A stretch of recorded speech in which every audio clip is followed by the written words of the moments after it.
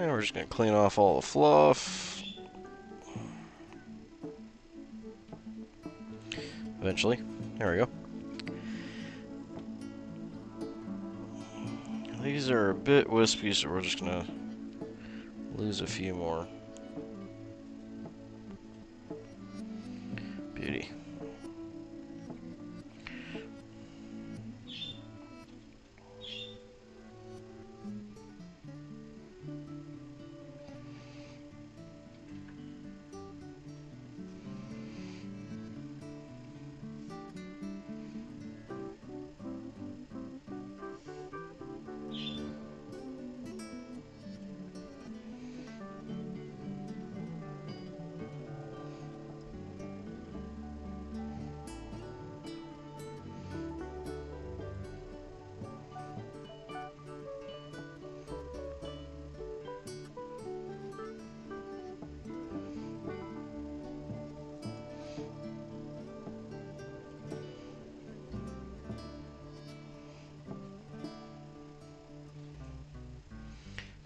And once we pluck them off, we're just going to cut off the wispy rachis ends. This will let us, not required, but it gives you a little bit more movement in them so you can make sure they're going to lay nice and flat. They're not tied together that way.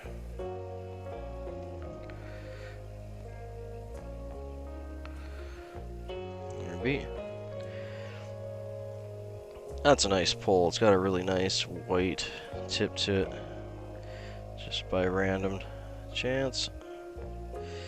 We're going to tie that in at the working length of the body.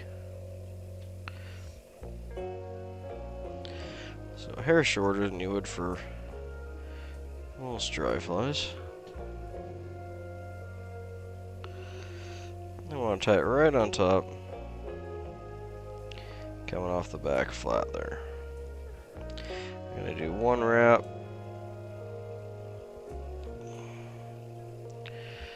One wrap under the tail. And then two securing wraps. That'll hold it nice and straight.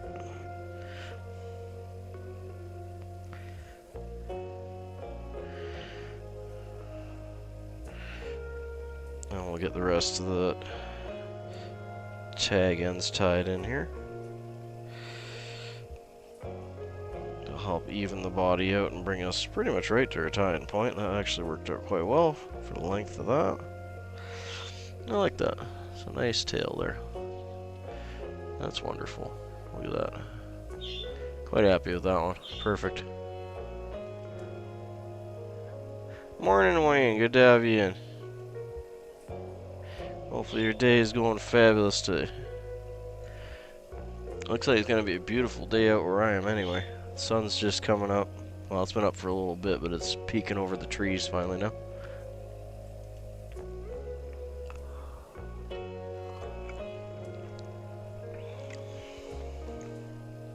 Alright, now we got the tail tied in. Our next spot's going to be the wing. We're going to be using this same one we left off with yesterday. It's gray mallard. Similar to like a bronze mallard, just got more of the gray-brown coloration to it. I just want it to be slightly darker than the hackle that we're going to set in with the grizzly hackle. So we want to take a section that's going to be basically the width of our gap of the hook, which is right there, so you can see that works out quite well. And I want to pull it down. This one won't be too fussy, but we want to try and get, you can see the tips are on an angle there. So by pulling it down, brushing it back, we can straighten the tips out. Now they're all lined up. If we grab the tips, or just above, we can pop it off and everything will stay in line for us. And we're just going to cut off the rachis ends.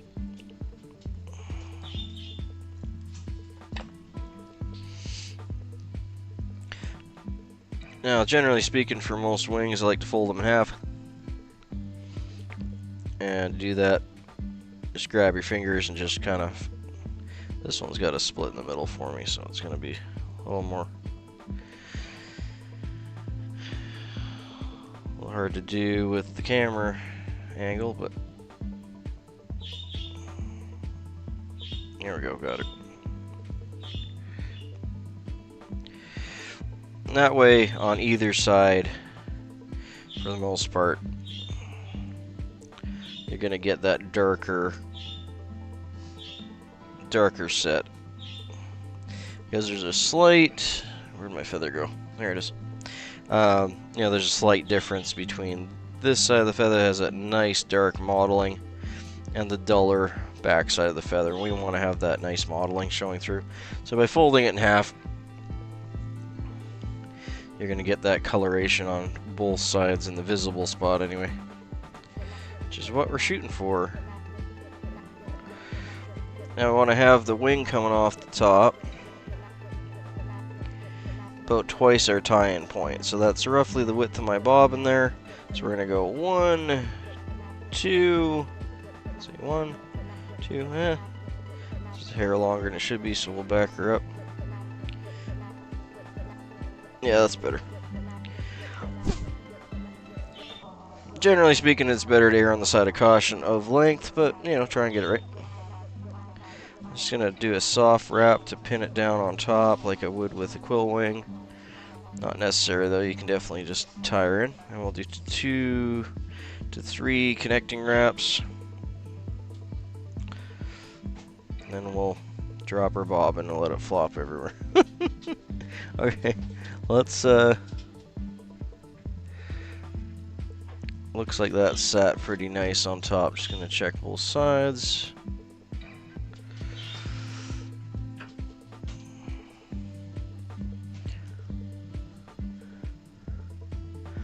Yeah, that's not bad. Just straighten you out a little bit.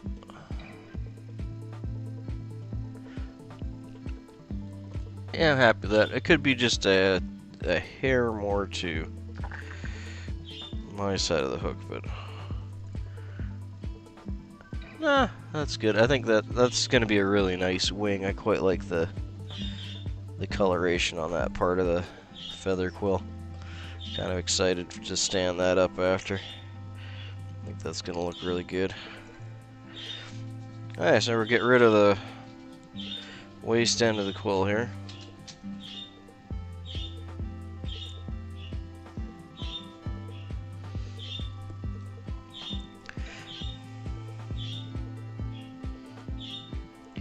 There we go.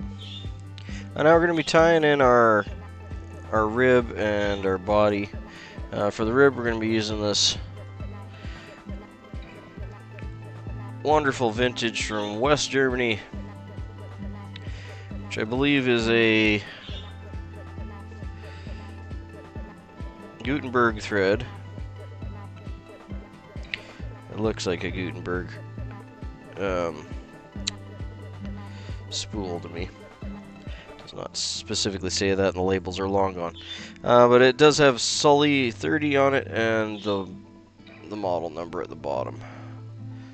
So, if you're interested, it's probably been out of print for as long as I've been alive, but who knows, maybe someone will get lucky and pick it up.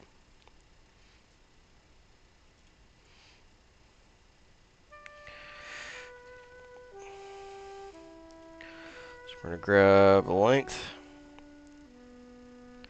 Should get about 5 flies out of that.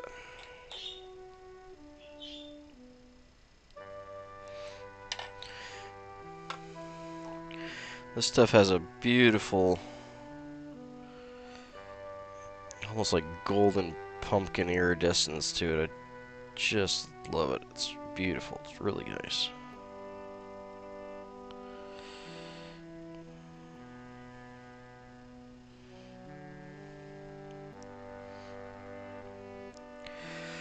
And we're just going to tie that in on the side here.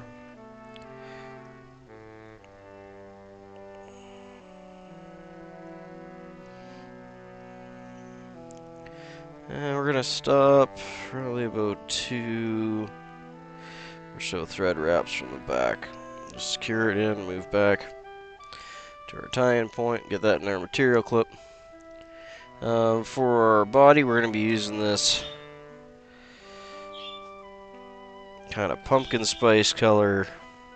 This is a vintage from the 70s poly yarn that's used for rugging.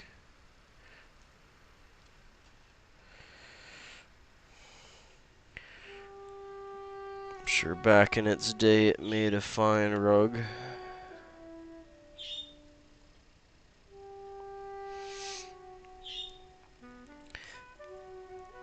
But it is a vintage sparkle yarn, which has a beautiful effervescence to it. Almost like today's UV stuff. I'm not sure what they used back then. I've tried to research it, haven't been able to figure it out.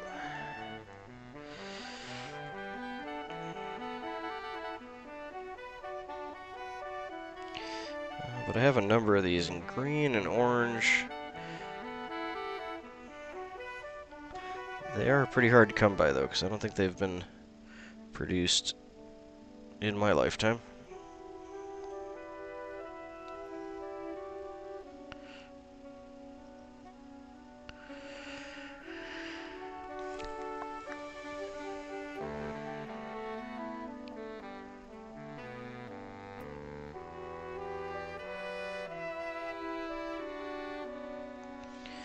Okay. Yeah, we're just going to pop that in the material clip. And we get to stand up the wing here, make it nice and proud, see what she looks like. Give her a little punk rocker haircut here. We're just going to be making a thread dam, but after we pin it back a bit gently. And we're going to be making a thread dam in front of it.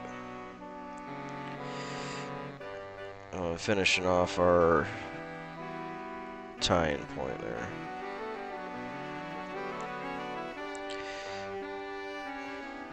We'll just put a little thread base and then we'll do a half hitch up front. Probably gonna do, well, I always do 2 half hitches. Why not? They're free.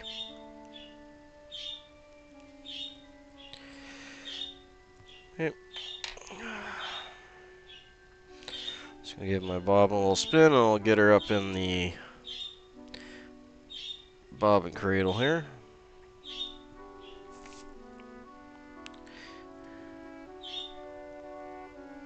For our body yarn, I'm going to keep it together so it's tight for the under wrap. That'll build up a little bit underneath, and then when we go to the top section here, just for the first wrap, I'm going to use my fingernail and just flatten it out. Just for that first wrap section. And that'll help to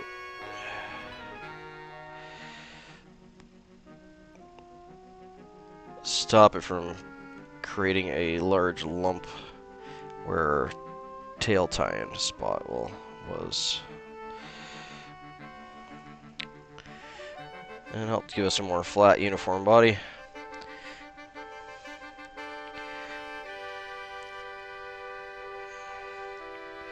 Although this material is not a floss and isn't going to lay perfectly flat. That's all good.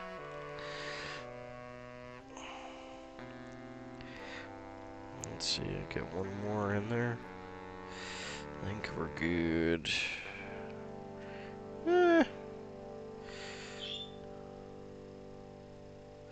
no. Well, yeah, we'll do that last turn. It's kind of shedding on me a bit there. I'll clean that up.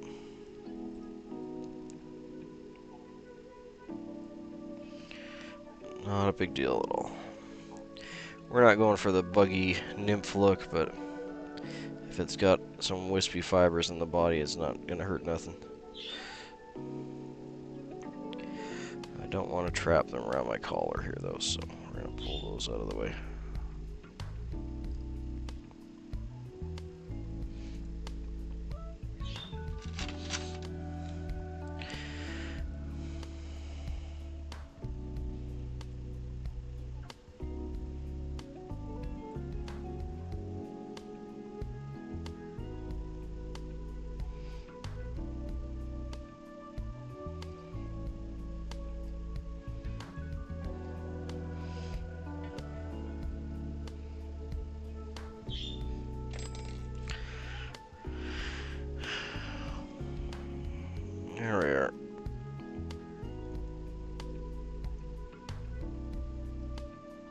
Got 2 or 3 wraps in there for a good tie down base.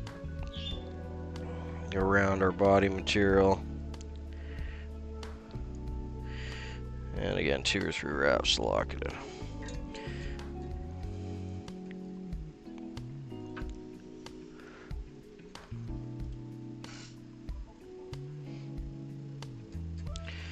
That's like cool. Yeah, I like that. That's gonna be a nice swing.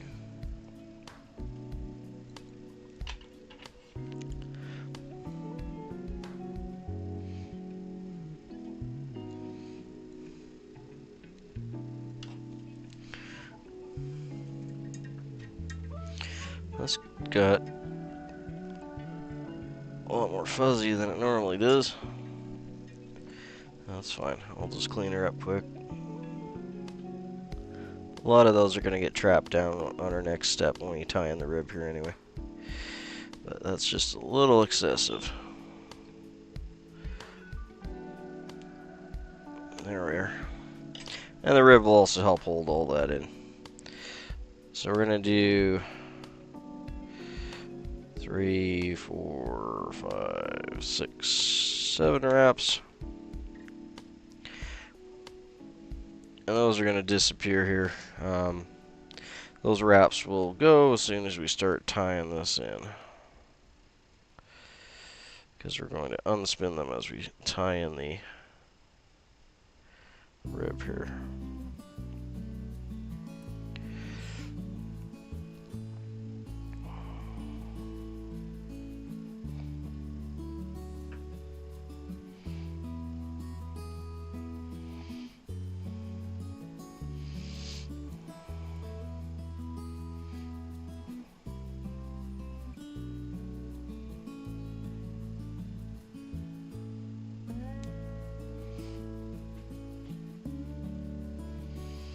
There we go.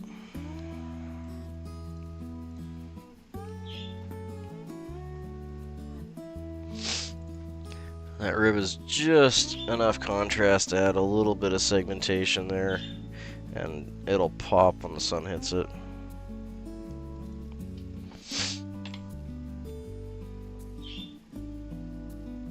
Beauty, I like that. That turned out well.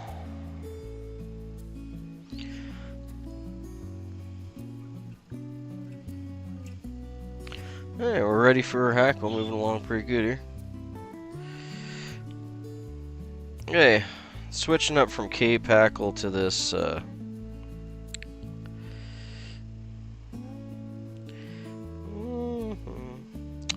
one's got a damaged section in it there. I wonder if I can get...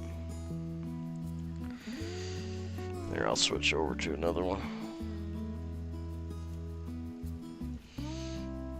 I'll end up using that one up. I just want to see for length if I could get by with just cutting it back right to that damaged section. We're just going to remove the fluff.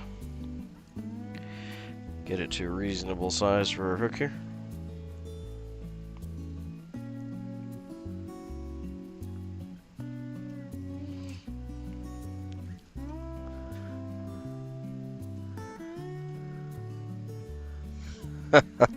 I will take that as a complete honor if I'm anywhere close to the Bob Ross of fly tying. That is kind of my goal, though, is just to be chill, to teach people. Not here for the dramas.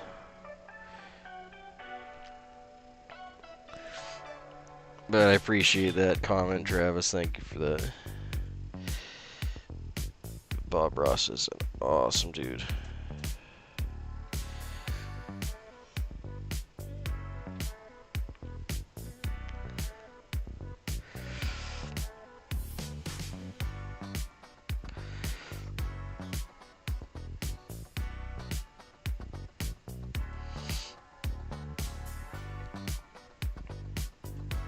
I'm just going to go with just slightly less hackle. Just to start, and then we'll see if that's a good length. I think that's probably going to be more than what we need, so we'll start there. You see there's a little bit of damage on this one too. Just from the bird preening and pecking itself. It'll pull out. So I could cut that off I could, you know, strip it back and strip that part out. Yeah, I think I will, actually. It's kind of the same problem I have with the last feather. It was probably, they all came from the same spot in the cape, so he probably had an itch there at some point.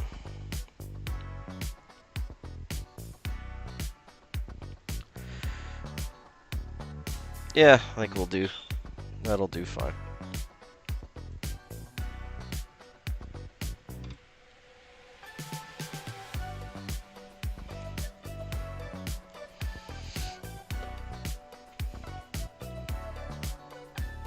Now I'm just going to move our thread back at the tie-in point here.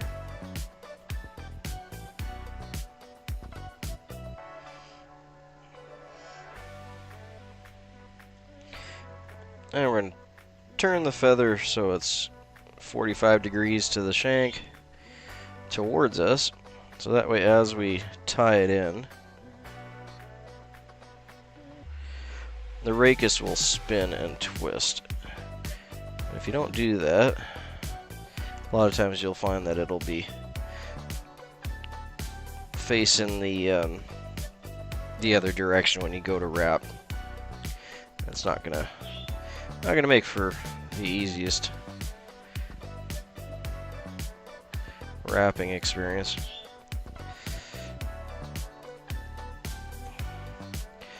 So if you turn it a bit as you tie it in, it's gonna get a nice flat thread base there for those first couple wraps. There it be.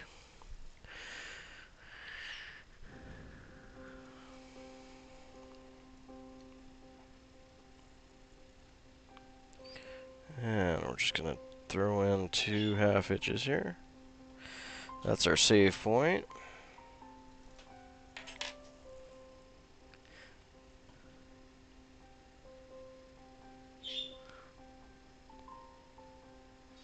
Beauty. I like to pull the rachis so that your feather's going to be about, 90 degrees to your hook. It just makes things easier to start. Don't need to do it.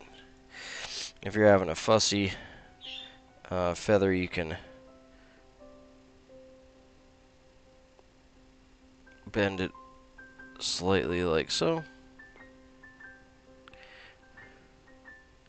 before you start wrapping. And that'll break some of the rachis fibers and allow it to be a little more flexible the first go. So a little bit it's kind of like trying to break a green stick off of a tree or something, and it, almost turns it into rope fiber.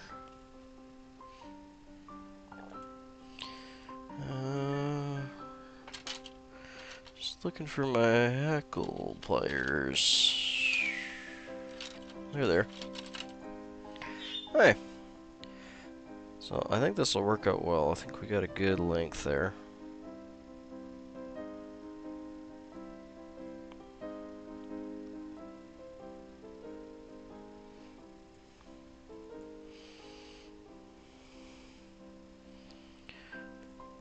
We're going to go for 2 to 3 wraps at the back.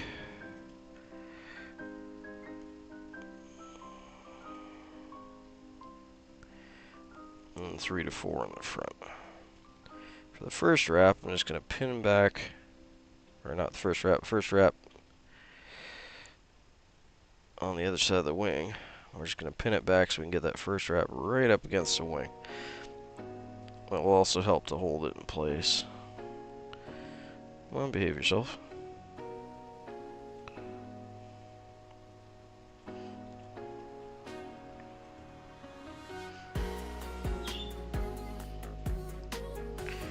Okay, 3.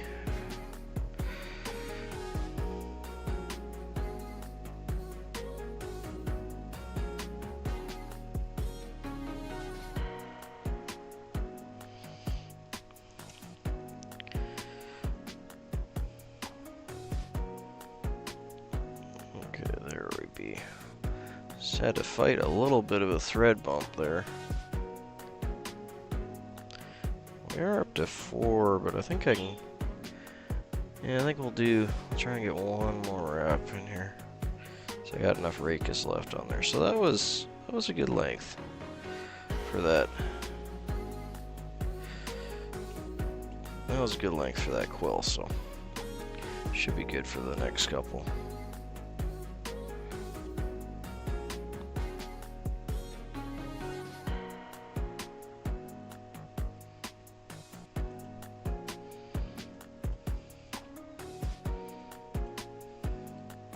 Oh no.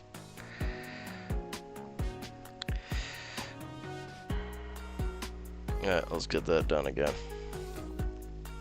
I got a little greedy and played with it a little too long. I was trying to get that last wrap just on the other side of that thread bump.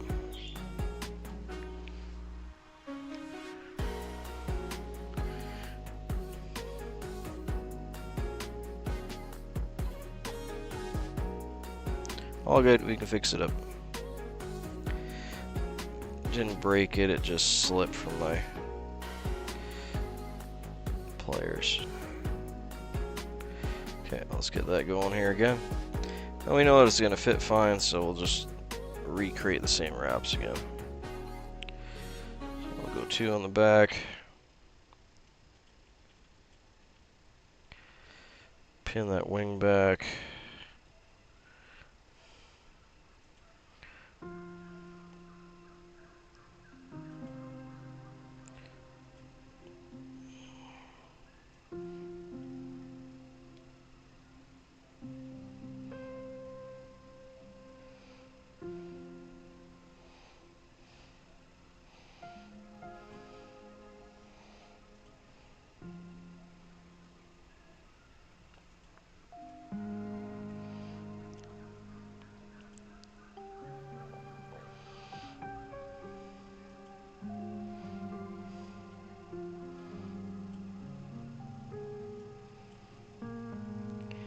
And tie it off, we're just going to bring our thread on the inside of the hackle. Get it up through the fibers. And once we have it pinned there, see there's no tension on it. Not even halfway through the wrap and it's already, pinned in. So as long as you keep tension on your thread at that point, you'll be good. And just 2 wraps around the shank on that side to seal it. And we'll go one more time. Just up, through, 2 wraps in the front to lock it in.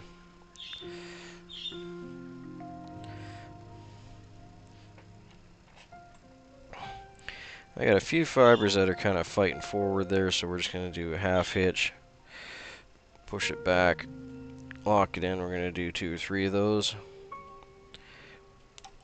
Oh.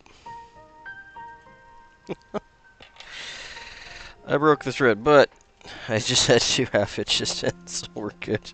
But I lost my material clip into my garbage can.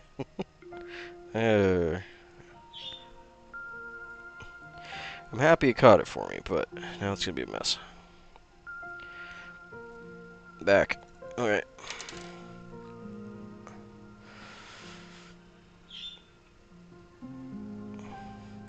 I got 2 choices there because we did finish it off with the half hitch, but I'm going to make a proper head and do a whip finish on there.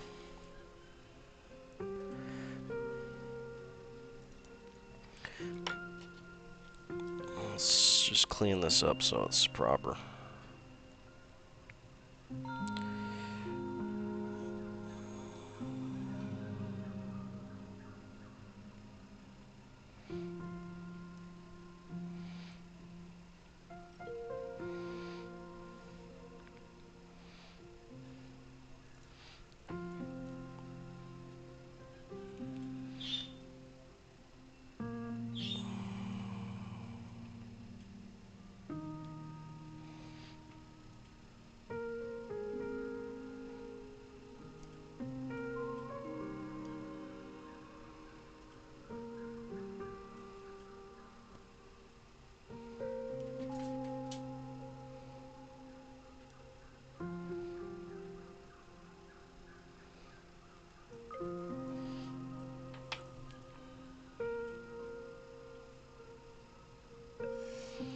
Well, it's okay to break your thread, make mistakes. Big part of things is learning how to fix them after you make them. In this case, we were pretty much done. We were just waiting on the whip finish, so we're just gonna come in here, clean that up. Now we got a new thread base in, and this way we can make a nice head with a whip finish and finish it off. On dry fly, you're perfectly welcome to just do a couple half hitches like we did there and end it at that point. Definitely don't need a whip finish on it. Does take a little practice to keep away from all the hackle fibers.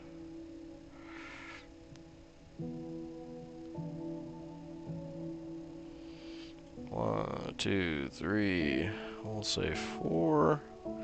Call it good there.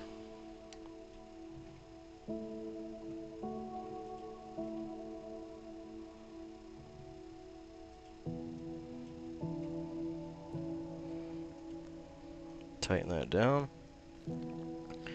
There, we saved her good. Hey, Glacier Shark, morning, mate. Happy to have you in. Hey, no frills, you too. Thanks, man. Yeah, that golden color is money, eh? I like that stuff. It's perfect for like the end of the, closer to the end of the season when a lot of older bugs are shucking off and their exoskeletons are nice and dark. And we get a lot of things that are the, you know, that kind of golden brown color up here, so it's great for that. Yeah, like early fall, late summer.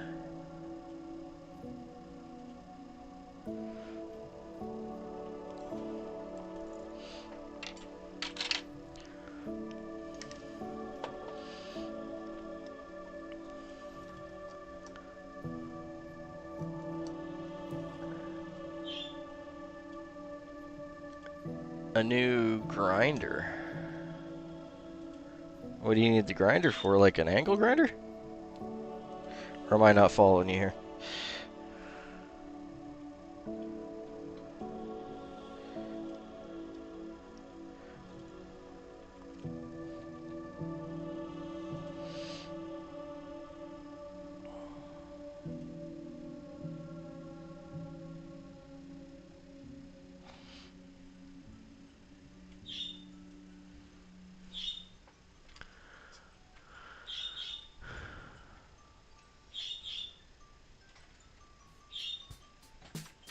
Thanks, no frills. Appreciate it, mate.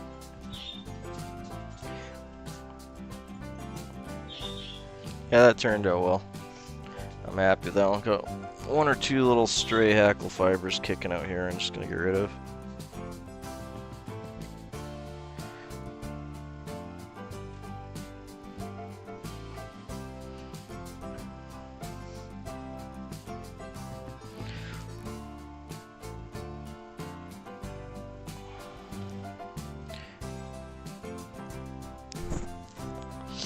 Yeah, I'm happy with that.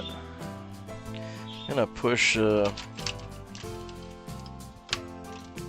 quill through the head there, eye, just in case I got anything. Yeah, looks like I got a little bit in the eye. Just to make sure that's nice and clear.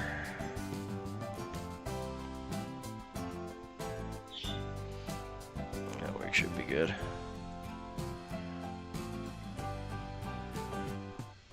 Yeah, happy with that one.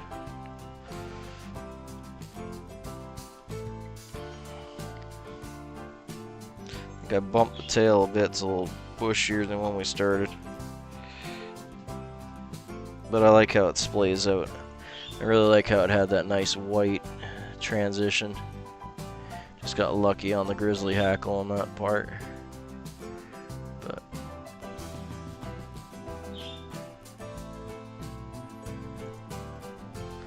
yeah, happy with that. That's a nice one.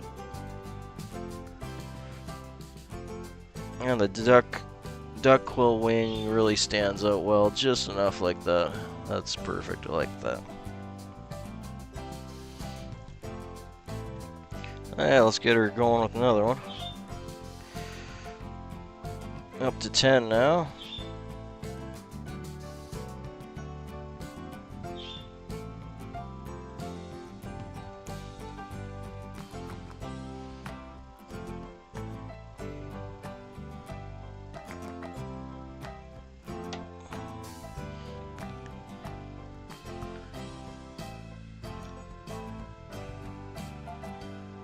Yeah, typically if you're cutting something with an angle grinder, you're cutting something major. Not like you're going to be cutting craft paper. Thankfully, they're readily available, and almost anyone with a toolbox probably has one you can borrow.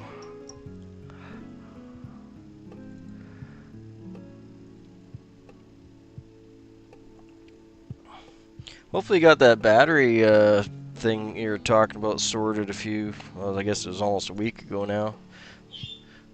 Been so busy with everything going by.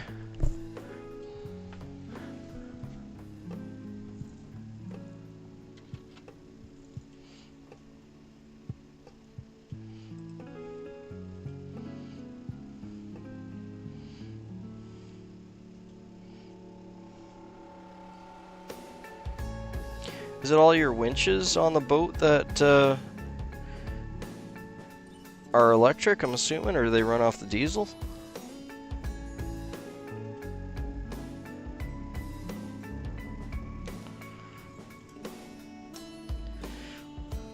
Just curious if you mind talking about it.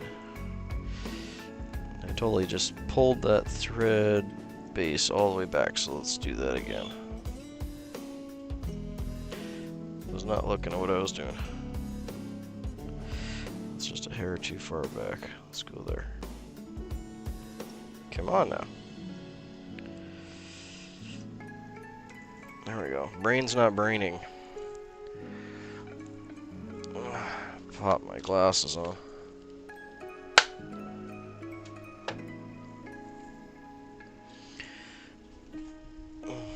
And enjoy a nice sip of tea before we continue here. Just kind of do a quick little reset.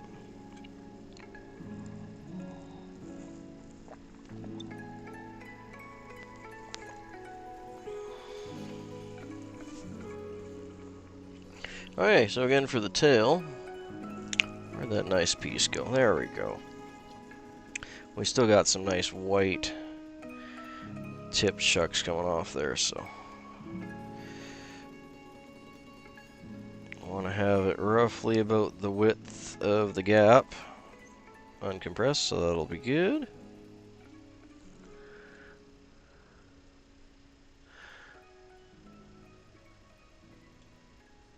Hey, thanks for the subscribe, I appreciate that. Hopefully you can hang out with us and have a good morning. Enjoy some time and a nice cup of tea.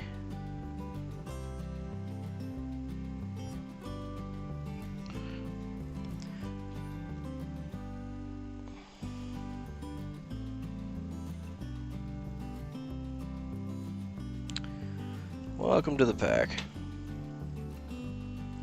And I got it all stacked up. I'm just going to cut the racus ends off here. You can see they're kind of pulling at each other. And after you cut them off, they can lay much flatter. So a little easier time tying tail in there.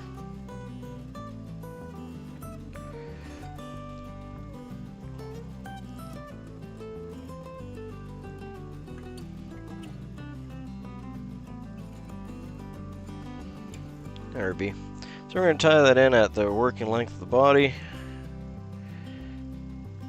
Which unfortunately is kind of right at that little dark patch, so I was kind of hoping to get that to stick out, but it is what it is.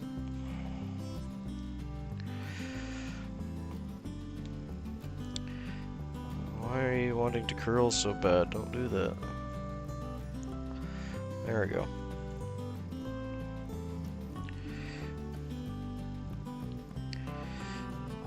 Yeah, we want our tails to behave, not do stuff like that. That's unacceptable, tail. Come on.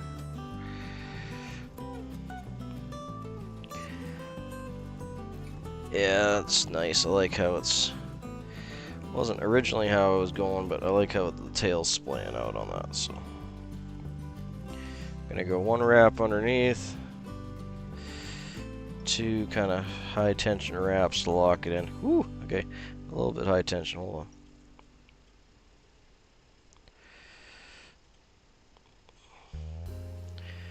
Want a little bit of tail flare, but not punk rocker. There we go, that's better. I want a little bit of spread on the tail to spread it out. Gives you a little bit more surface area. But she's nice and on top there, so happy with that one. Maybe just a hair on your side of the hook fit. Happy with that, that's good stuff. Okay, so we're gonna move forward, wrapping our cut ends in, and we're gonna bring it right up if we can. There it be.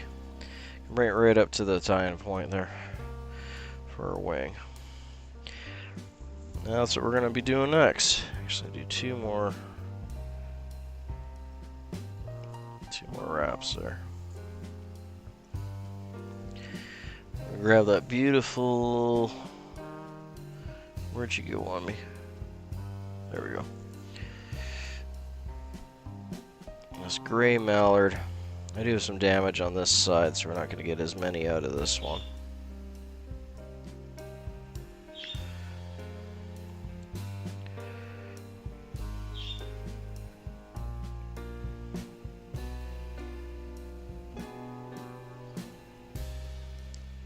Now, since I'm working at the tip of the feather here, I only have about the gap width.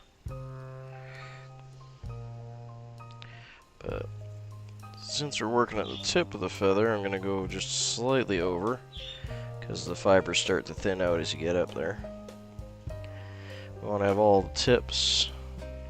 I think I got them pretty good there. Get all the tips to play ball. Come on. There we go. And they're all aligned now. Just capture those in about midway point, and then we can just pop them off. Excuse me. Definitely gonna want to cut the racus ends off there. You can see it's really grabbing on. Alright, 1 second. Having a more tea.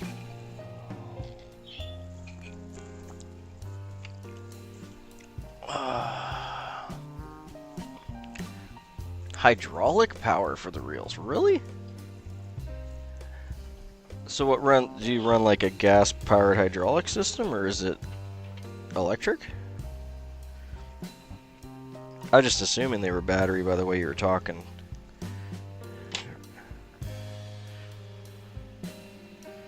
I guess hydraulic would make sense because you want the torque to you know, pull stuff in, right?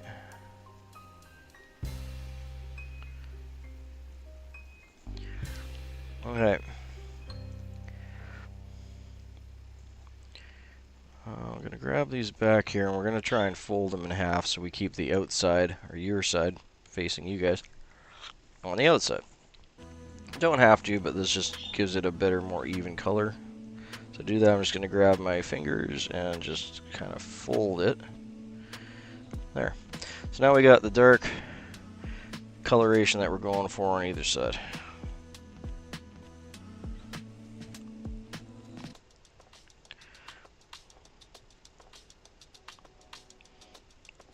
We're going to have that slight natural curve pointing forward.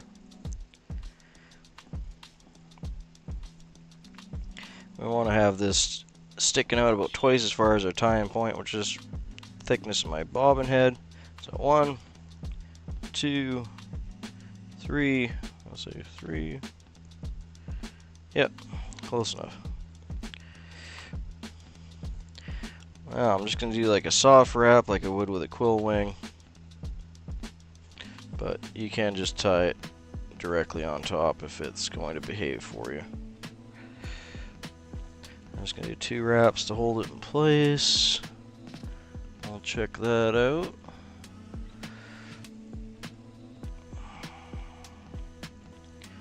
Doesn't look like it moved at all, so we'll finish it off with 3 good wraps. Back to the base. Okay, cool.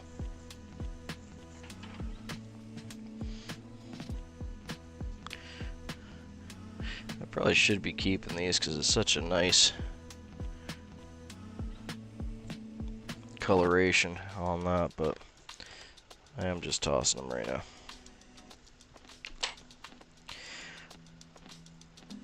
But those would make great little caps on like a small little beta nymph or something. It's got a beautiful little mottled coloration.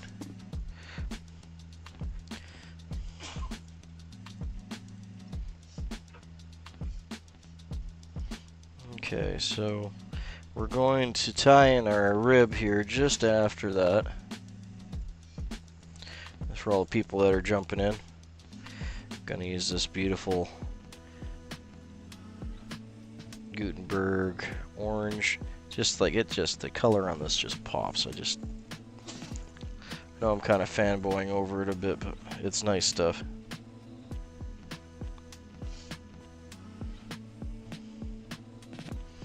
And no, you can't get it in your fly shop.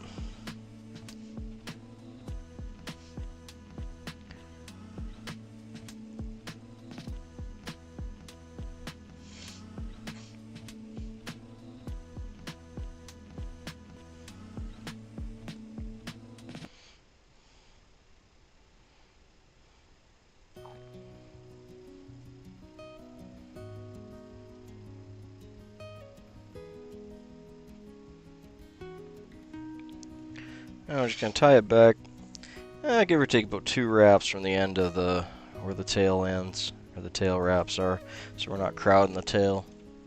Our next part to tie in, almost have to pull this one apart, but a 3-strand. It really reminds me of like a pumpkin spice latte color.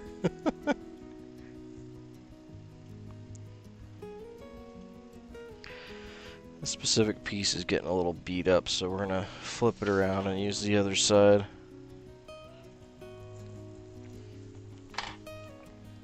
Try and reduce the fuzziness. This is called a sparkle yarn. It's a poly yarn used in the rugging.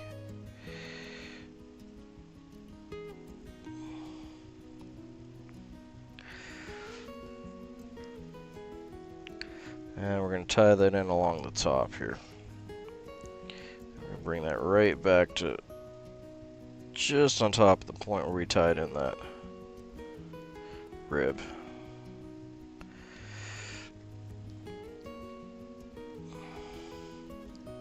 Okay, that's going to go in our material clip. That might be the last. Might be the last fly I get out of that piece.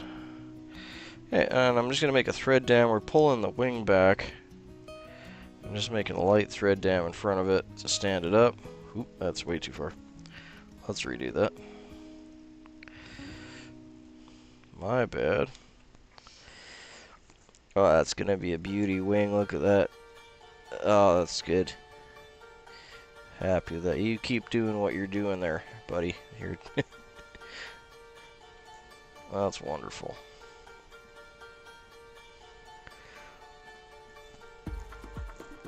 Hopefully you guys can see that. I like that. That's great.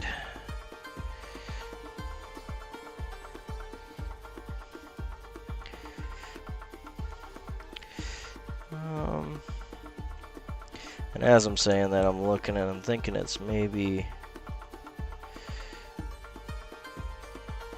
No, we're gonna go with our original original thought and say that's wonderful. We're keeping it. Okay, do a couple half hitches up in the front here. Oop, that one got away on me. Okay, let's do that again. Got a little too fast on myself. Just gonna do 2 more just to lock it in. Okay, and these are really just to hold the thread while I get it in the bobbin holder so it's not going all cattywampus and untying my fly on me. So it's going to sit in the bobbin holder, grab her body material. It's almost time for all the girls to grab their pumpkin spice latte, so.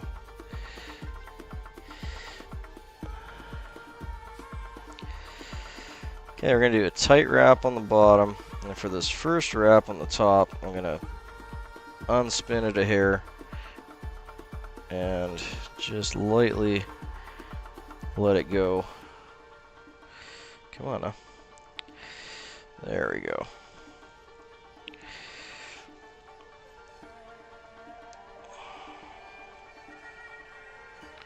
And then we'll spin it back up. That's just going to help to hide that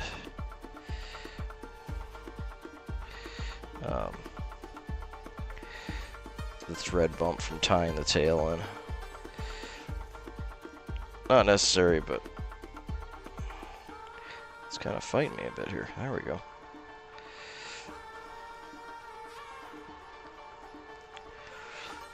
Come on, buddy. Behave yourself. Let's just get you all tied up here.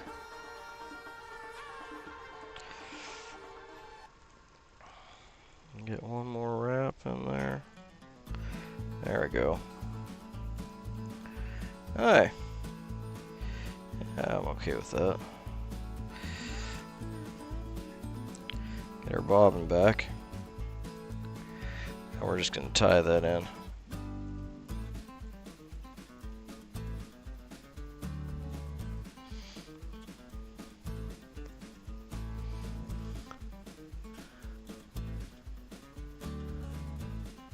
A Vickers pump, eh?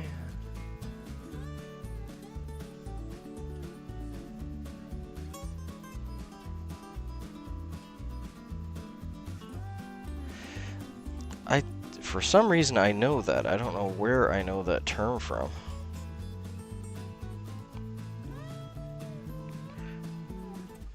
My grandfather actually had a fishing boat, not unlike yours. It's very similar, actually. His had a sleeper in it, though. I don't know if yours does. I've never seen down if you have it down below. But he had a front sleeper. But besides all that, it looks very similar to yours. Anywho, that might be where I know that term from.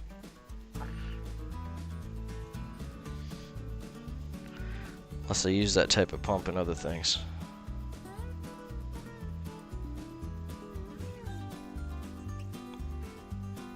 But my brain is shouting familiarity.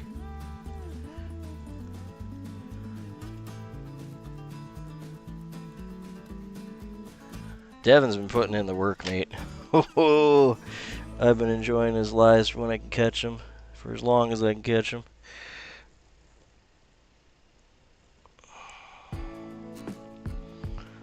Yeah, people don't realize the amount of effort that goes into, you know, the fish that's in the marketplace when you go to the grocery store. That someone like him's out there busting their butt to get it on their table.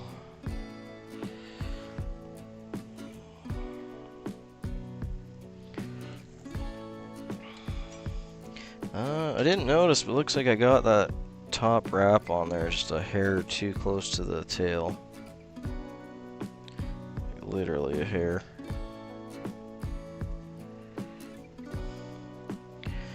And I'm just gonna see if I can fix it with the body wrap here.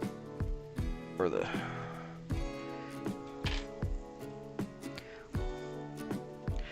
I was paying too close. Yeah, this is coming off. Just gonna tug it. Yeah, that didn't work the way I wanted it to. Okay, well.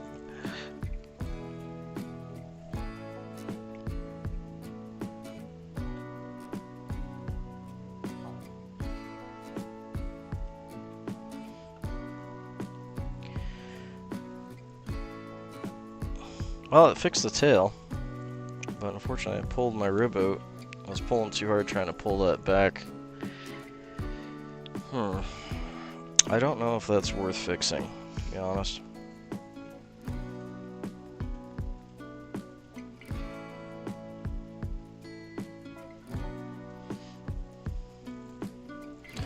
Let's, yeah, why not?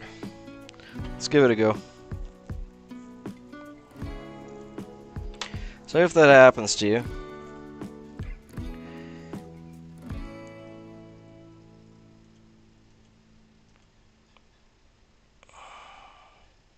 what you can do is I'm going to have to wrap the thread here to the base where the tail is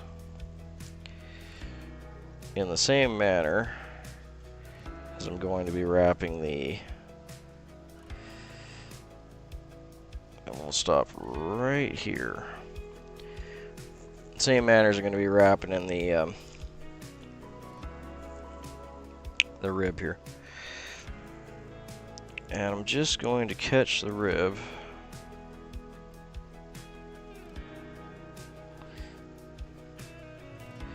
Hoping it'll be nice to me since we're already going over and above here. There we go. There, we want to catch the rib just like that. I know it's on my side of the hook, but so you guys can see that. Just catching the tip. Once you got the tip caught,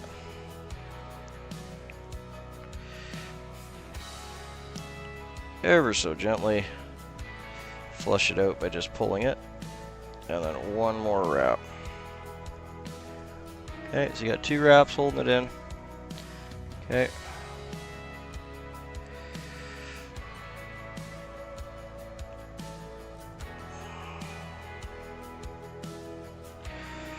Now what we'll need to do, this is kind of an annoying part because you got to go backwards in order to get the same spiral that you're going to get with your rib. You're going to have to do a half hitch there. That's going to be a bit of a booger because I got that hackle. I was hoping it would be just shorter. I'm going to try it anyway. And I got to try and drop that half hitch right where we tied that rib off.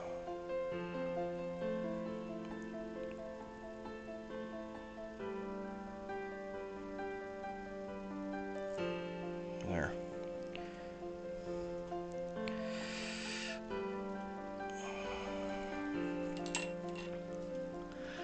Just gonna check and see. I think I got it 1 thread wrap over.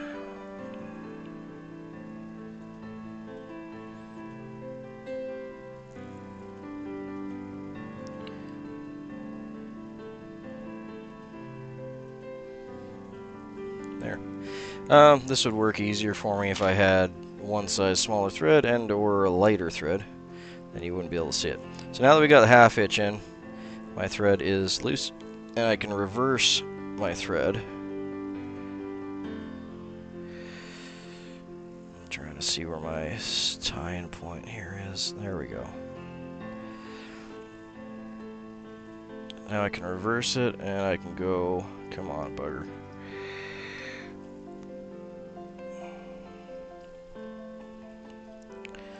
I need to do 2. Let's see if I can tighten it enough. There we go. Are you just chasing yourself? Yeah, you are. Okay, shoot. Okay, sorry. 1 more. You don't need 2. It's not locking in.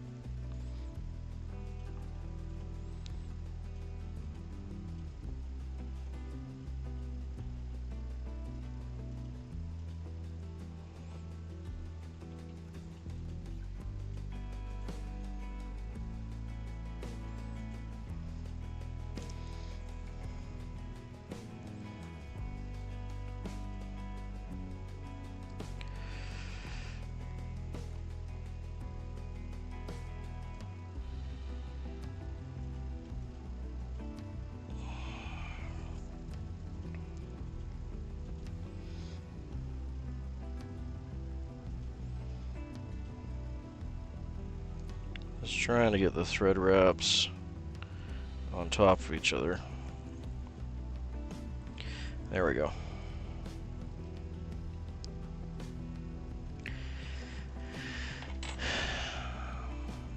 Okay, now that should be locked in enough that we can go backwards.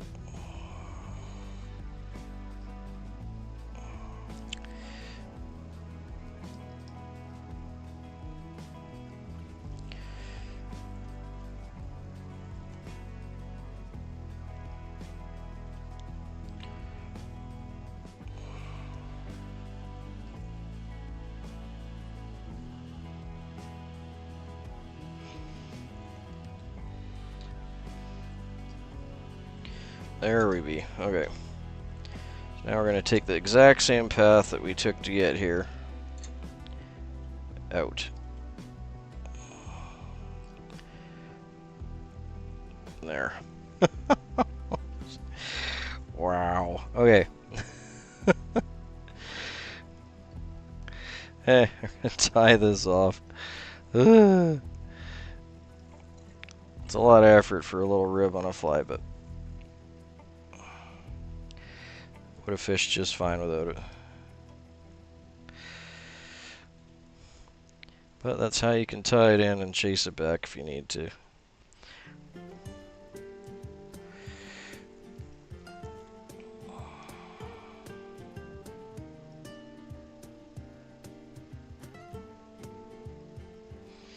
Yeah, so if I had thinner thread or lighter colored thread, you wouldn't see those. Oh my gosh. Okay.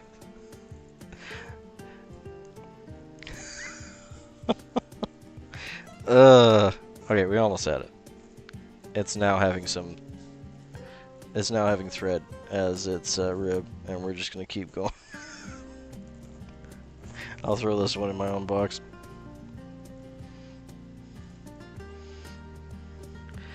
Guys, we're gonna go with some. See, I had a slightly smaller one here. Yeah, that'll do. Gonna go with some grizzly hackle. But I think everyone was getting the point there. If I didn't pull it out a second time, you would have just chased those thread wraps there and then tied it off, and you would have been good.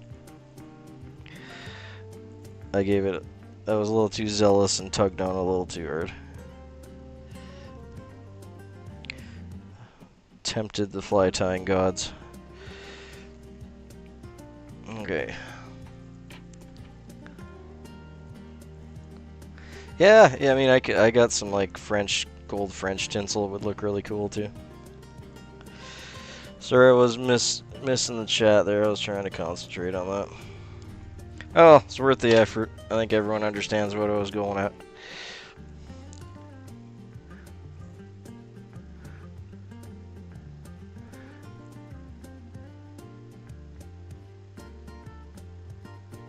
Oh, cool. So you do have a sleeper in there. Yeah, I've just never seen it on any of the lives. You know, obvious reasons. You want to keep your private area private. That's all cool.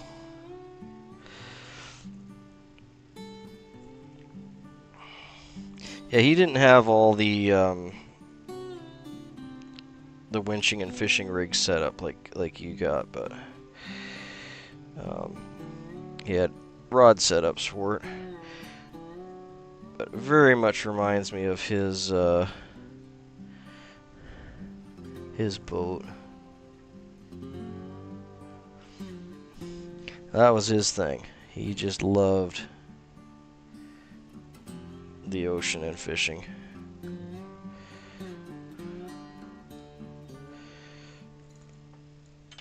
Well, any kind of fishing really, but his heart was always in the ocean salmon fishing, just like you're doing.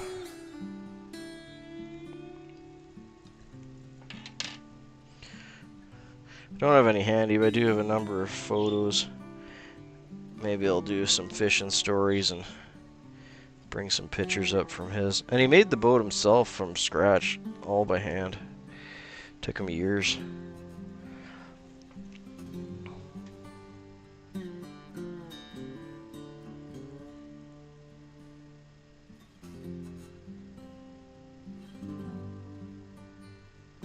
Yeah, I mean, it's hard when you're live streaming your whole day to keep a whole lot of privacy, that's very true. But yeah, it gives you a good honest view, right? Hey Ryan, how's it going, mate? Thanks for dropping in.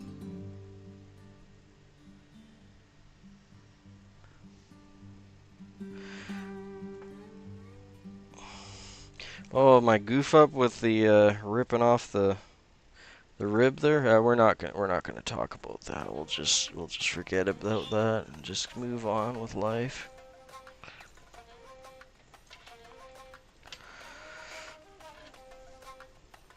I attempted a save and it didn't work out.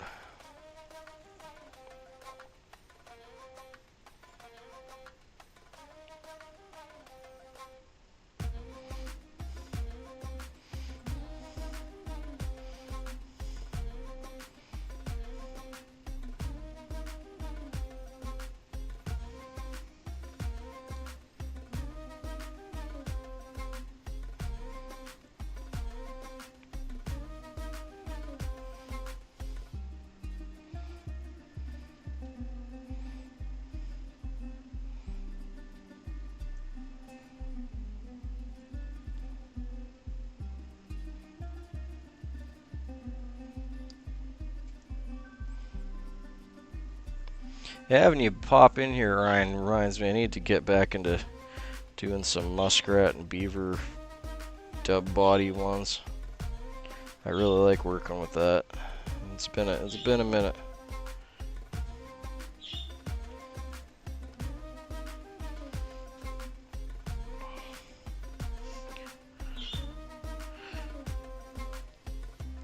I absolutely love tying with the river vermin's poofy fur. It's good stuff.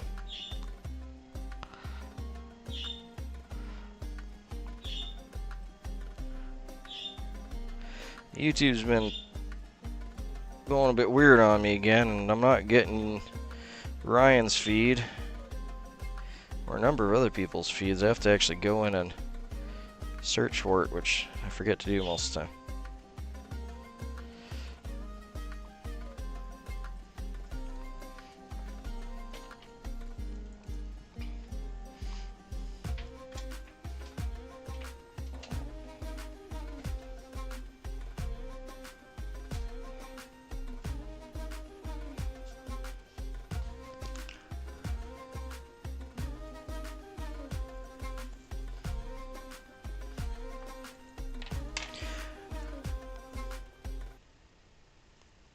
Yep, even though I messed her up and she's a bit on the poofy side, I'll probably end up getting a lunker on her. It's just the way things work, right?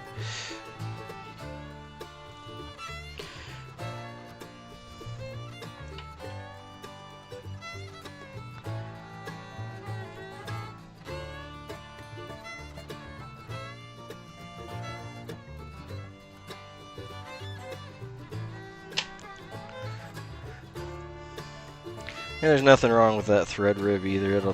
It works perfectly fine. I just wanted my pretty gold rib so it can match all its friends. I wonder if the other flies are gonna pick on it now.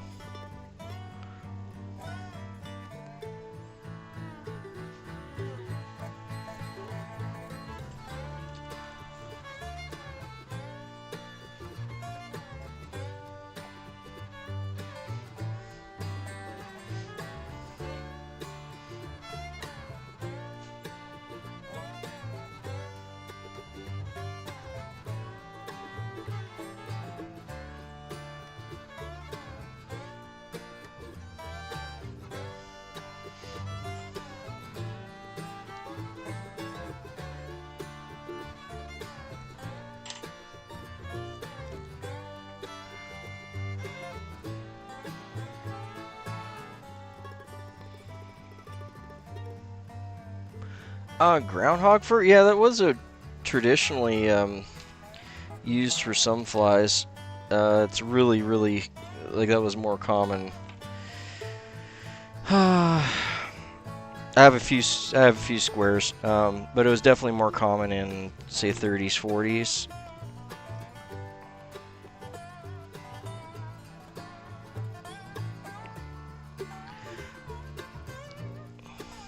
It holds water like a sponge. From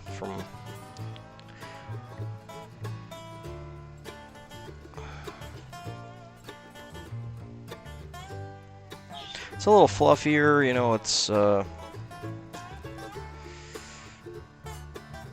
the tails are great though. I have quite a few tails that they make really nice nymph legs.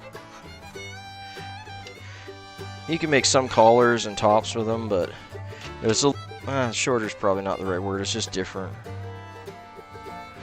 But yeah, the groundhog tails are money. I got a couple bags full.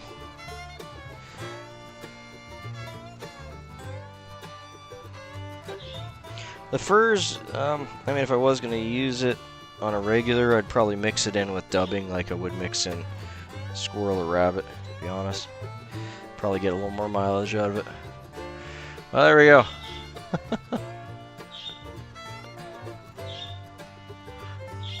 I've been meaning to throw together a box, or finish my box for Devin, so I might throw that into Devin's box and he can have a giggle at it. Let's throw some,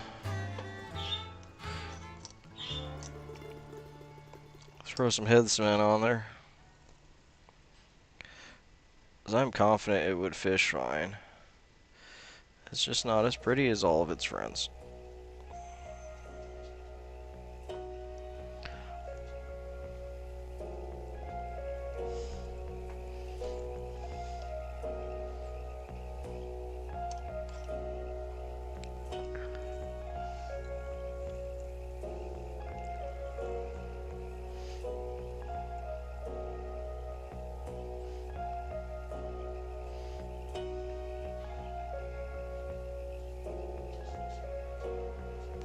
Oh, I lost audio. Did you lose my mic or did you lose my background music or everything?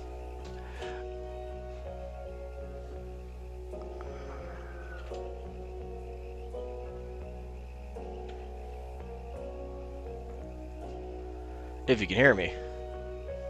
Audio yes, audio no.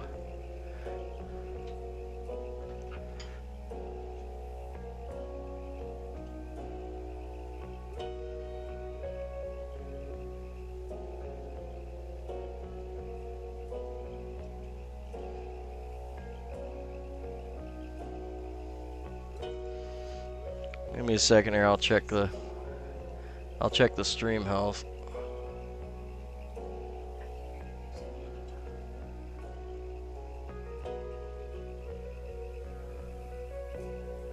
Well, Starlink might have been messing up a little bit on us there, but looks like it's okay now.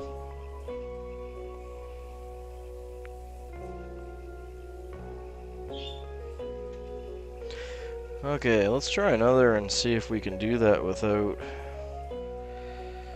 I have to grab one extra hook now, because I'll send this one off to Dev and I'll put it in his box. Let's put it over to the side here.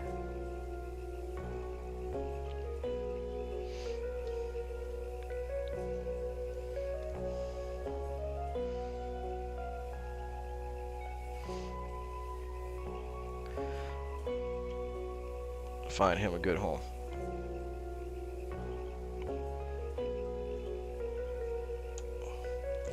Okay, so try this again here. I'm just gonna have some tea before we keep going.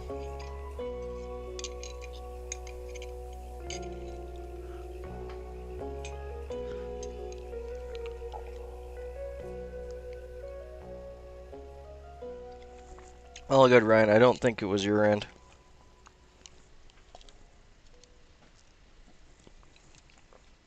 I did notice a little kind of blip in my feed there. For the most part, Starlink's incredibly reliable, but there's been a few days.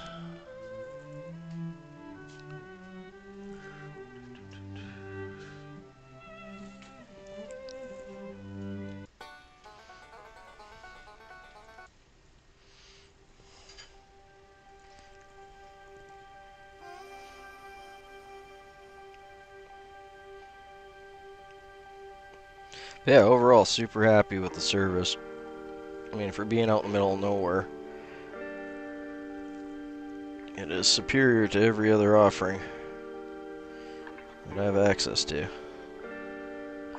We get our thread base in, get 3. Well, let's do that again. Let's get our thread base in. Put 3 good wraps just past the barb on the hook.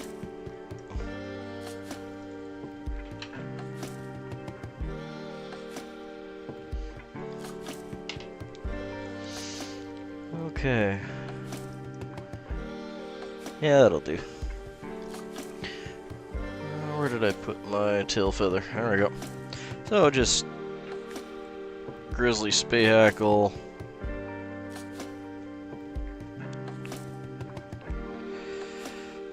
Gonna want it to be, let's back that off a few. Spread out about half, or about your gap height.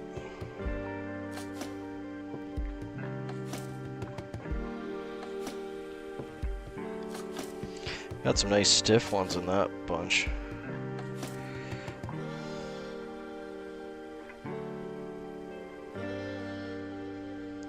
I'm just gonna hold them back so they're lined up, and then just pop them off. And we're just gonna remove the rachis ends so we can get them into a nice little packed bundle there. That'll float the back end of the fly.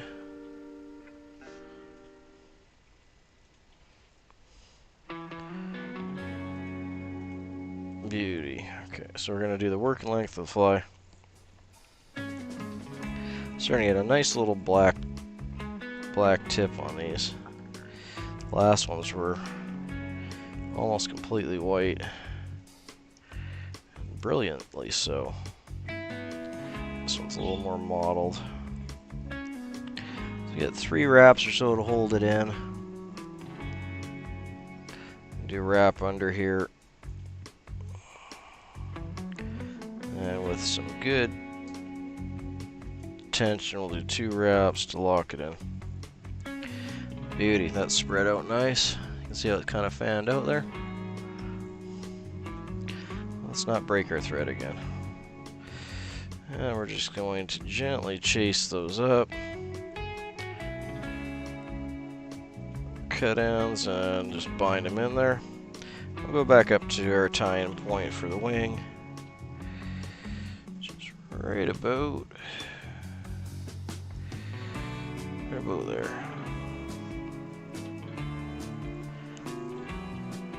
Beauty. Okay.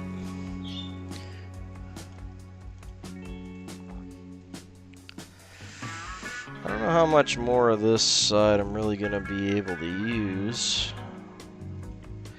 It's a little on the light side too. I'm not... You can see that it's pretty much, like, give or take, almost the same color as the... Get a light to hit it as the hackle, so it's not going to stand out as much as I'd like. We'll find a new piece here. Can save that for something else.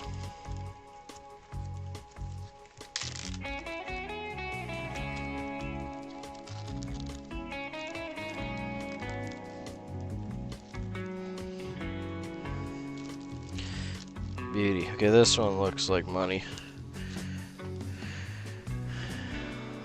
There we go.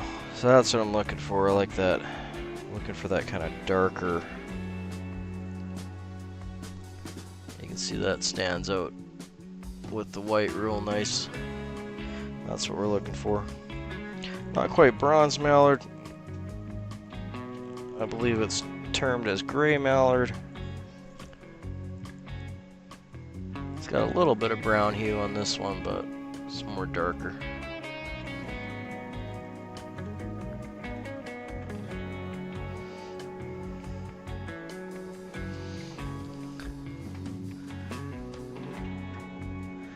Thanks, mate. I'm glad it's better for you.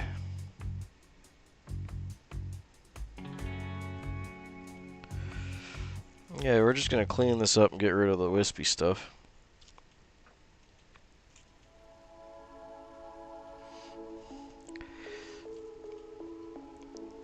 sticks to everything. There we go. Garbage can's getting full. Gonna have to empty it out here. Made a nice big one thinking it would last a long time, but it hasn't really. Okay, so we're gonna go... I'd like to get up this section here. This one's gonna be a bit lighter than the next ones, but I think we'll still work it well.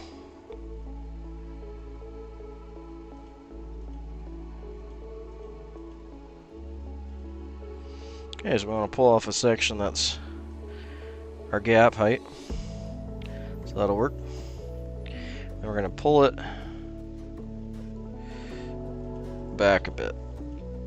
Now, I didn't quite get far enough. You can see the tips here are lower than the tips here. So we're going to do that one more time. Go a bit farther.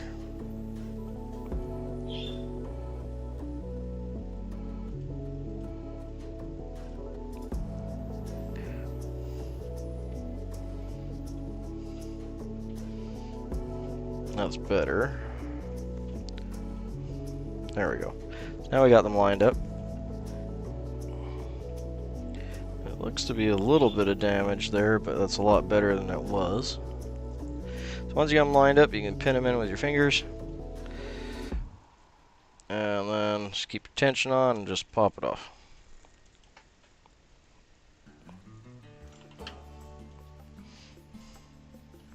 "95% of the time it works every time.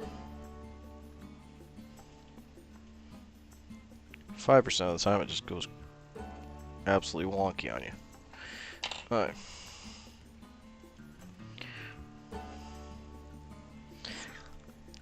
So, I want this nice coloration on the outside, so we're going to fold this in half by just grabbing fingers, dragging them towards you, and pinching down.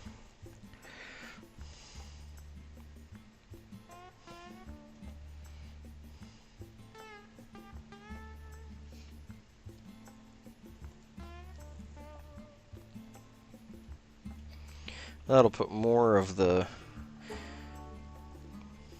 leading edge of the feather out and give us that coloration we're looking for. It's probably harder to see behind my black shirt. There you go. We're going to tie that in so it's twice our length for what's left of our hook there. So 1 bobbin space, 2 bobbin spaces, 3 bobbin spaces with a little bit over, which is fine.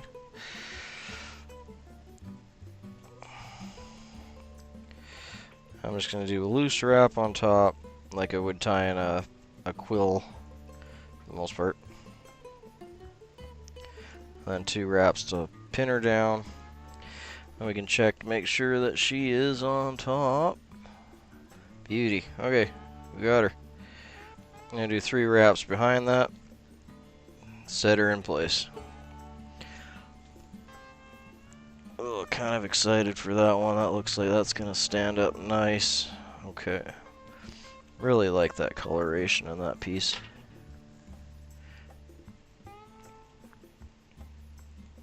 Well, let's cut off her waist bit. I really feel like I should be saving these for like some nymph caps or something. In the trash you go.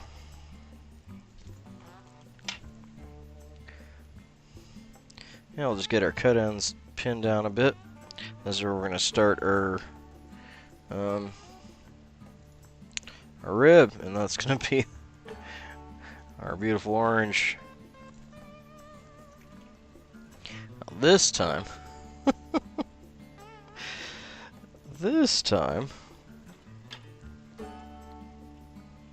it's not going to break on us. I'm not really sure how that happened, actually. Now that I'm thinking about it, it's tied in the length of the body, and it didn't pull out, it snapped. Which is really weird, because this is not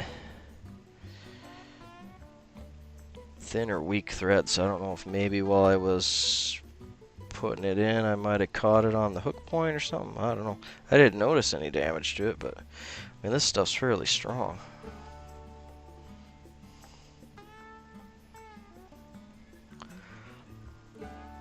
but we're not going to dwell on that. My brain's going to be trying to figure out what happened there. But we're just going to let it disappear into the ether of fly tying mishaps.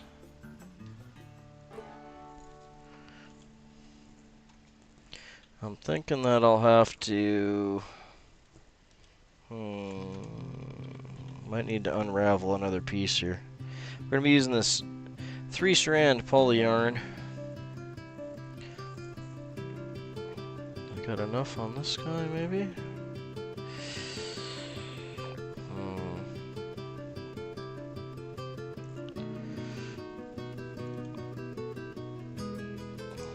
Maybe you. Yeah, this side's getting a little on the furry side. You can see how it's kind of got trashed as I was wrapping it on one of them. But this side here looks like we can, maybe we can work with that. It's a little fuzzed. Well, you know, okay, I think I'll save those for dubbing. We'll pull off another. It's long enough? Yeah, okay. So we'll separate another piece here because I need some for a few more flies. So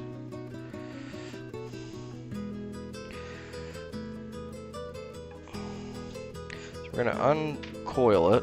See the separation there? It likes to twist back up, so. A good idea is just to get your bodkin in. Make sure you're not piercing anything, you're just getting in between the fibers. So they really like to lock together. There, once you break the tip,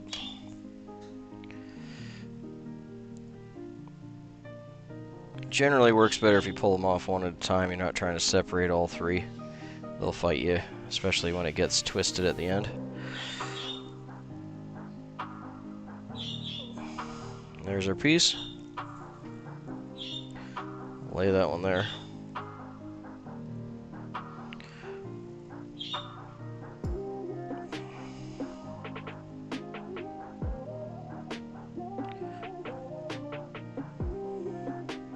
Second piece. And third piece. I should be able to get to good.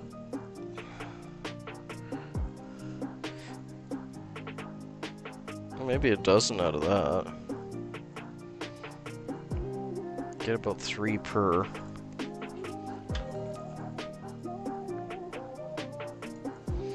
Depending on if they fray up like those other ones.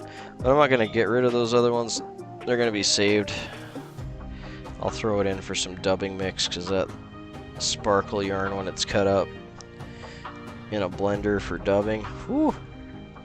And it just adds a real nice. Not only does it add a nice pop of color, but it's robust, so it adds not only durability, but like a body, I guess, for lack of a better adjective. Because the fibers themselves don't like to crush down. Where if you're working with a natural fiber, they'll bend and kink and everything. Okay, so now we get to stand up this wing. Actually, here, just hold tight. I'm gonna catch up on the chat here. It's been a minute. Oh, sorry, Ryan. If you already left, I'm sorry, mate. Didn't get a chance to say goodbye to you either. Thanks for popping in, though. Hopefully I can catch one of your lives. I'll have to go back and... I find sometimes I even have to unsub and resub to people.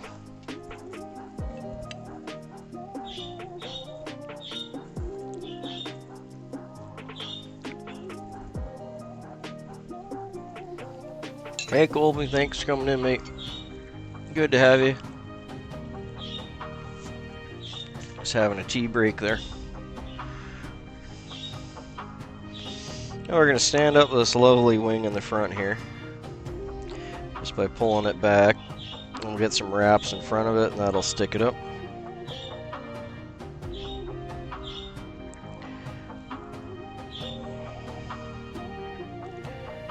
These are medium tension wraps. We're basically just building a little thread down there. Beauty. Okay, that's nice. Yeah. Happy with that.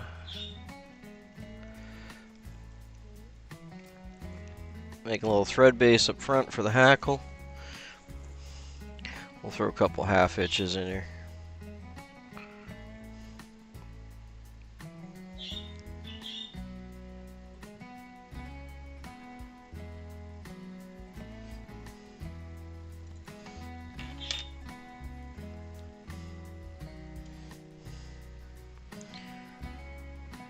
Okay, we're going to put our bobbin in our bobbin cradle. Stay. Okay, now our first wrap underneath is going to be a fair bit tighter so we don't interrupt the tail like last time. Now I'm going to flatten this top one, this first top wrap. Just going to flatten it out like you would flatten your thread. Just a bit. That's going to help to compensate for the thread, the bump from tying in the tail. Okay, now that we got that in, we can wrap up and continue on here. And just a little less tension, that'll thicken the body up as we go along. A little too much. There we go.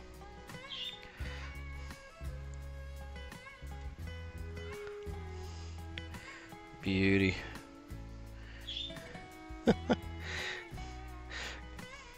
Got Savage Fly's theme song going here. Man, it's been a minute. I haven't watched one of his videos in a bit. I like that guy's stuff though. I haven't actually interacted with him on well, anything really, actually, other than comments on YouTube, but I'm not sure where his hangouts are or what groups he's in. If he even does that, to be honest. I'm assuming he does. Probably has his own little community. But he does good work. I mean, if you're into tying vids, I'm sure you've seen his work.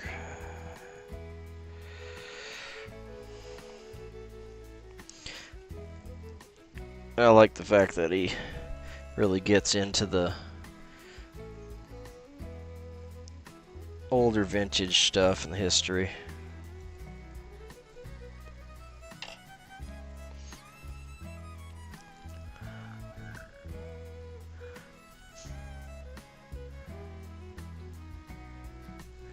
Oh, it's random. But yeah, I think you are a snail with a top hat nonetheless. A very distinguished snail.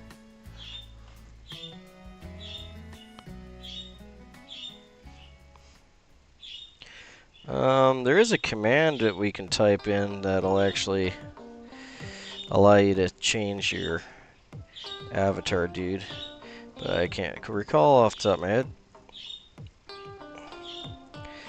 But one day I will spend some more effort getting that all set up. But that day is not today.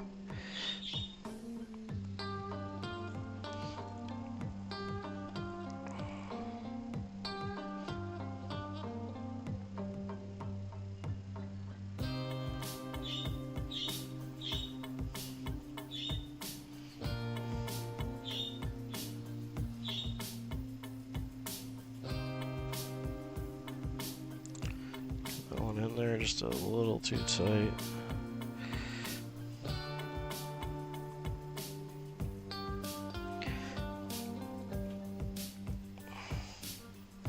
Yeah, I hope everyone likes the little avatar animals. I think they're cute. And it's fun to see different people popping in there. It's nice to have like a visual representation of everyone that's hanging out in the stream, if they're chatting anyway. It would be nice if you could do it just, you know, without the chat. But that's all good too, either way. I'm enjoying it. I'll keep doing it until we don't enjoy it.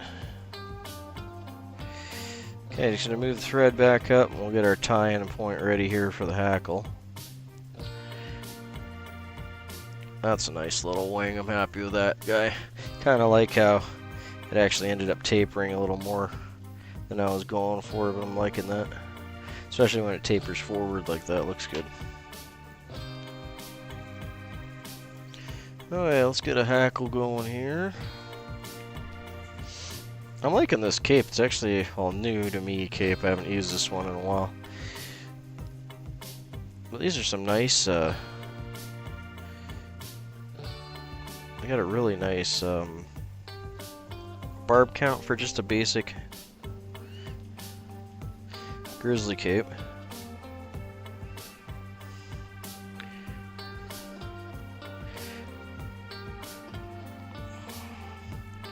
And the base is just a little wispy, and the top is nice and glassy.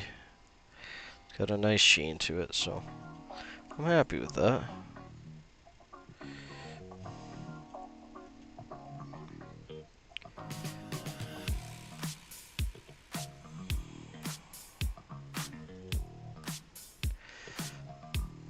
Yeah, it'll do.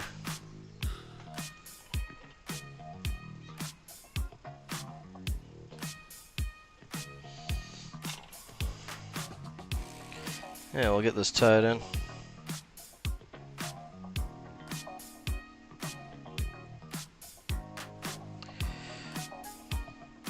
We will get this tied in. 1 second. Try that again. Just gonna unspin my bobbin here. Figured it would have unspun itself. There we go.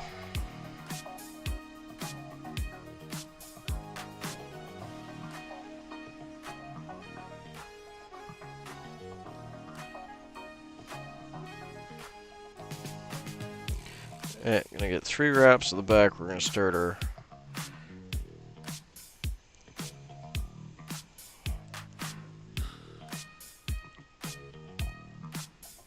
and then back into where we're gonna finish off our hackle.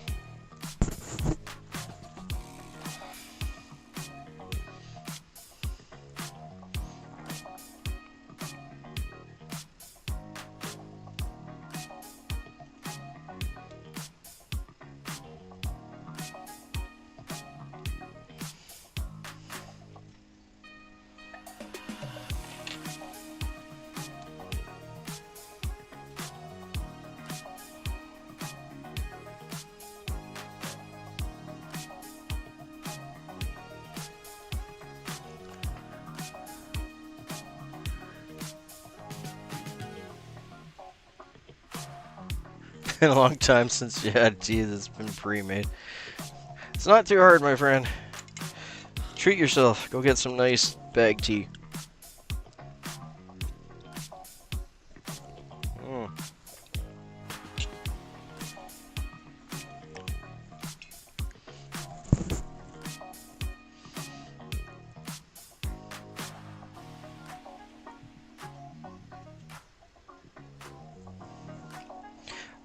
That's exactly what we're here for, Colby. We're here to help new tires. Like, if you just want to chill and watch someone tie, that's exactly what I'm here for. 100%. And with time, you will have the skill and the material. It'll accumulate. Thankfully, that part, the material part's fairly easy. And enjoyable. You know, collecting different materials is super enjoyable.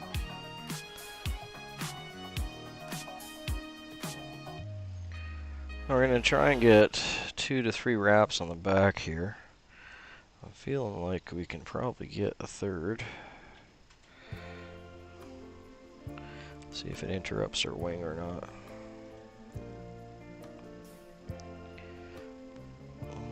It is pulling our wing down a bit. Let's try that again.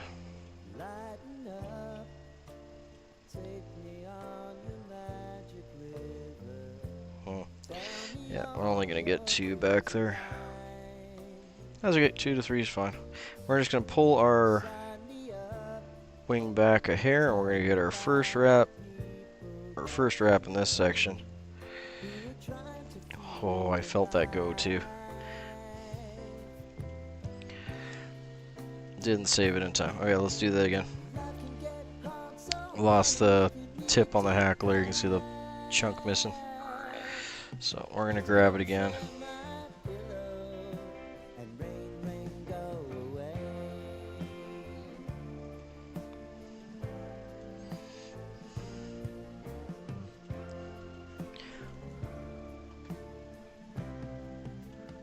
Yeah, if you have any questions, comments, concern, accusations, stories, what have you, Colby, feel free to toss them my way. We also have our community tab. Feel free to post anything in there. If you tie up something, whether or not you're having issues with it, feel free to throw it in there. We can all have a look at it. Yeah, if there's any techniques or materials that you've been struggling with, or you just want to, tackle, let me know and I can throw it in.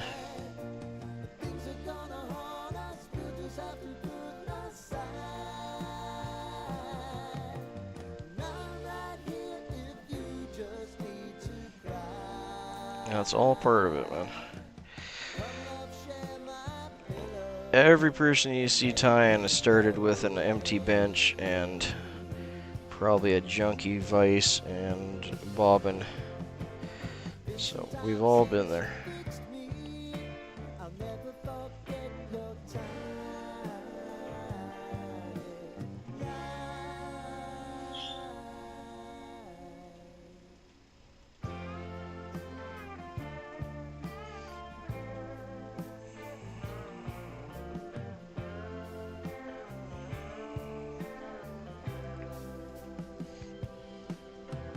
Okay, so I got that trapped in. You can see it's loose now. And just with half a wrap, that's all you need. I'm going to try and avoid these couple that shot forward and get 2 wraps around the eye without trapping that man.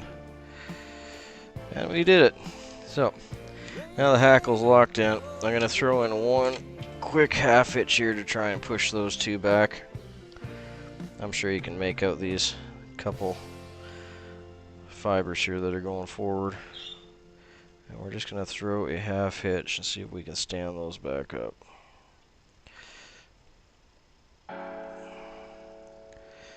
Beauty. Okay, that worked out well. I'll just throw one more just to be safe. Okay.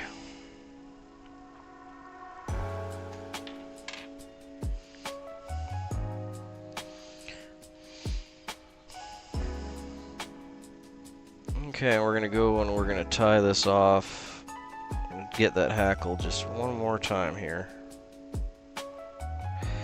Felt really confident with that first one, but I'm just gonna go with second. That first one did feel real nice. So.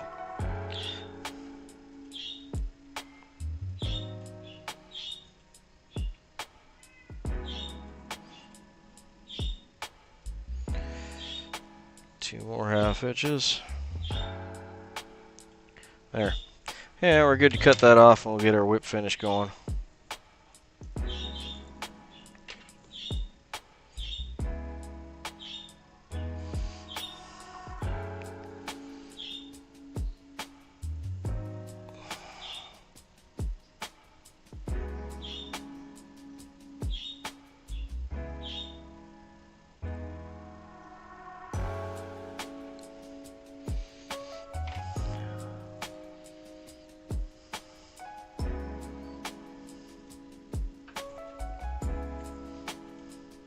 Started off with no vise, no bobbin, just some sewing thread, small Aberdeen hooks, hopes and dreams. That's where it all starts, man. That's where it all starts. Sewing thread and Aberdeen hooks. Good for you.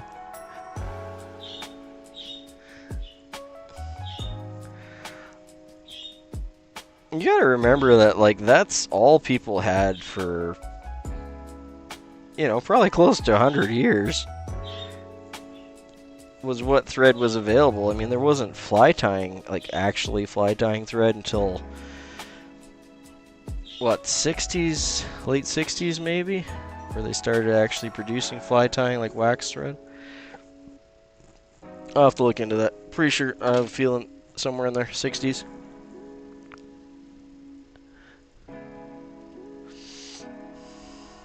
Yeah, the building up of material though is, for me anyways, a big part of the hobby, and it's super enjoyment. I love jumping into thrift stores and craft stores and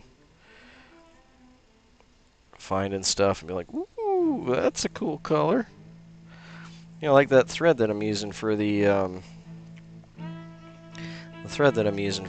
rib here and the body. Those are all thrift store finds, man. I probably paid like 10 cents for that roll. And it's making a beautiful fly. So yeah, you definitely don't need, not that you shouldn't support your local fly shop, mind you, but you don't need to buy all your stuff at a fly shop at all. Not even close. Pretty much everything in a fly shop came from somewhere else. In another industry, mostly crafts, but from another industry or somewhere.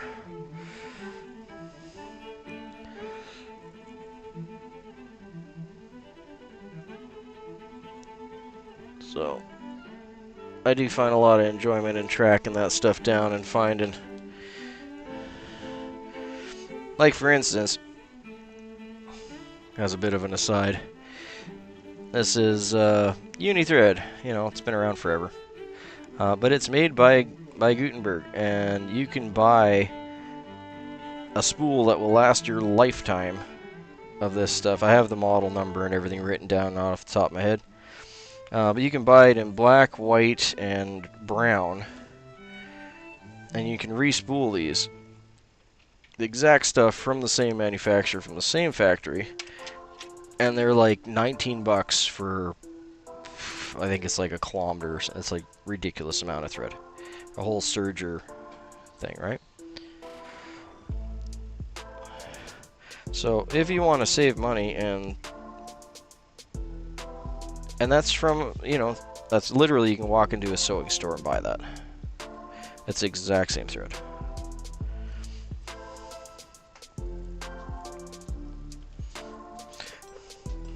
Now you got the pain in the butt of respooling at that point, but I mean, for $40 to $60, you'll have a lifetime supply, and your kids will have a lifetime supply, and their kids will probably start to run out.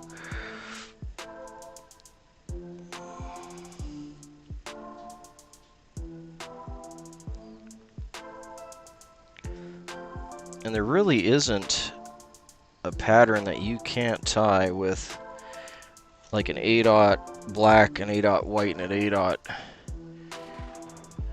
or 6, they have them both brown. And that covers like 95% of your patterns. The nice thing about the white is you can use a Sharpie and change it to whatever color you like at that point.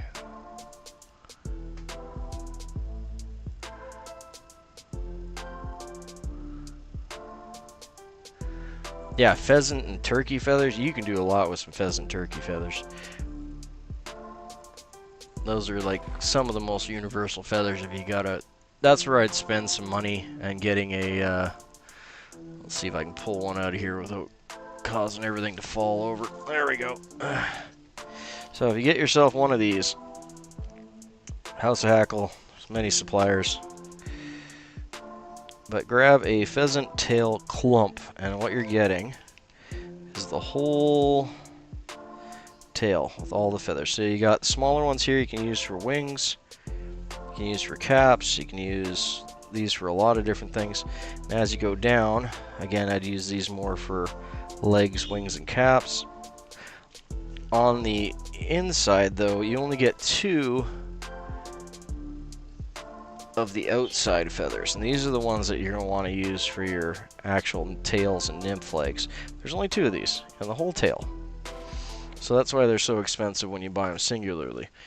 But if you buy the whole tail clump here, you could, you can do hundreds of pheasant tails, and you get a little bit more variety.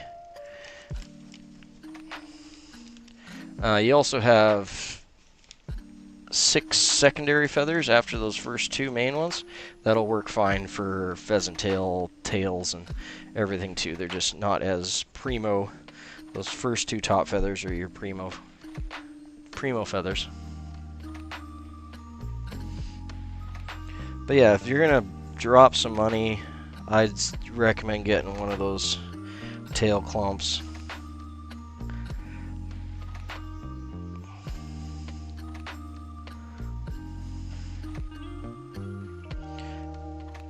Yeah, she's looking good. I'm liking that. Just letting the glue or the head cement dry a little bit.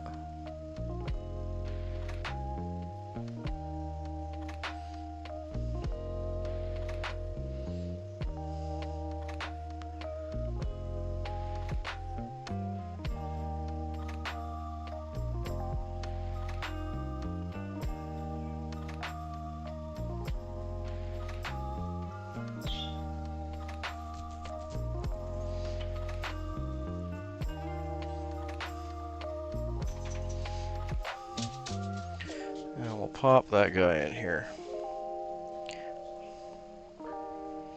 He can hang out with all his friends.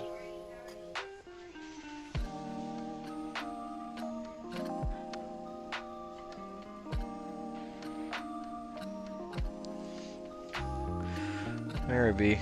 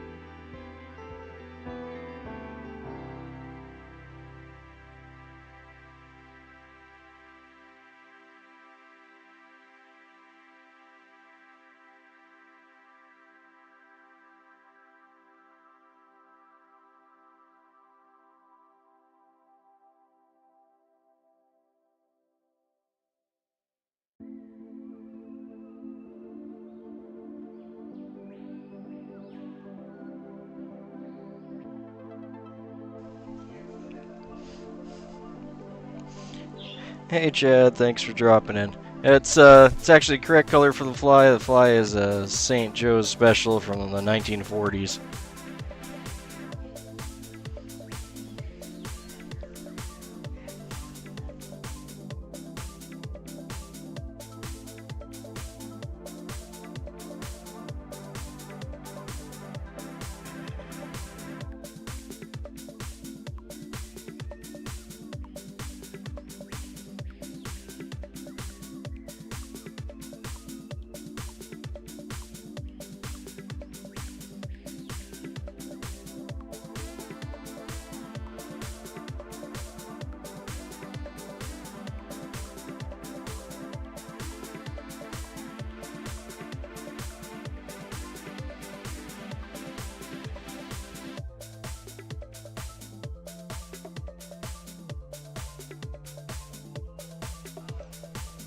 I'm gonna grab myself some lunch, take a break here, get some new tea, and let dog out, feed chickens, all that good stuff. So I just want to thank you guys for stopping in. Have a wonderful day. Hopefully your ties and everything you've been working on are working out good for you, and we'll see you in the next one. Thanks kindly. Have a good day, all.